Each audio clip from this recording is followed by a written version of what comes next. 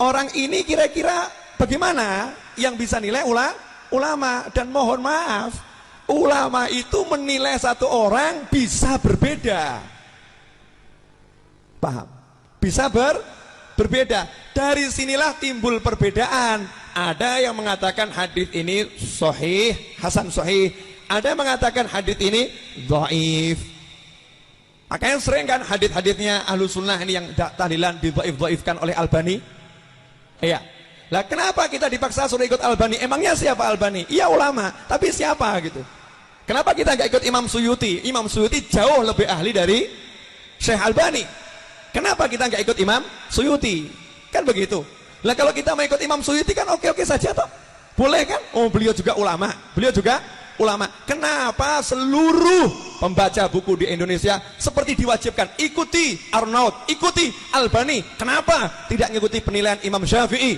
Imam Syafi'i mengatakan kunut subuh itu hadisnya sahih, sehingga disunnahkan oleh Imam Syafi'i yang meninggalkan harus sujud sahwi, sunnah sujud sahwi. Betul. Albani mengatakan bahwasanya hadis kunut subuh itu dhaif. Ya, sehingga jangan kunut subuh. Ya nggak apa-apa yang nggak mau kunut subuh. Tapi ini penilaian Imam Syafi'i. Kalau saya mau ikut Imam Syafi'i, kalau Anda mau ikut Albani, Arnaud dan sejenisnya, jih monggo, nggak jadi masalah. Paham ya? Artinya jangan mengklaim sahih dhaifnya sebuah hadis hanya ikut satu ulama. Tanya sama ulama, sebetulnya hadis ini bagaimana sih? Ulama akan jawab jujur. Menurut Syekh Fulan dhaif, menurut Syekh Fulan adalah sahih. Karena ini masalah begini, ya udah kita lebih hati-hati, pakai aja untuk ini. Itu ulama akan memberikan penjelasan. Sampai di sini jelas? Jelas. Berarti kalau kita mau kembali pada Al-Quran dan Sunnah langsung bisa enggak? Nggak bisa. Mau tahu haditsnya sahih nggak sahih aja harus tanya ulama, betul kan? Mau tahu makna dari ayat Al-Quran harus tanya ulama. Maka yang paling tepat adalah kembali kepada ulama. Nah, kenapa sekarang di Indonesia ada kelompok tertentu yang memaksakan umat jangan kembali kepada ulama?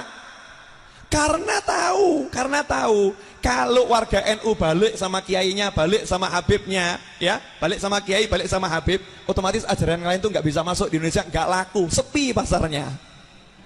Paham?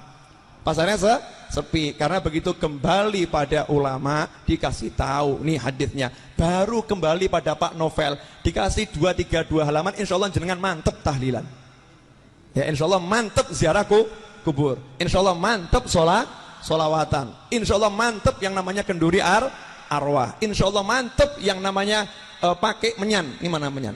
Ini juragan menyannya hilang ini. Rupanya kena hawanya menyan bisa mengecil dan menghilang ya.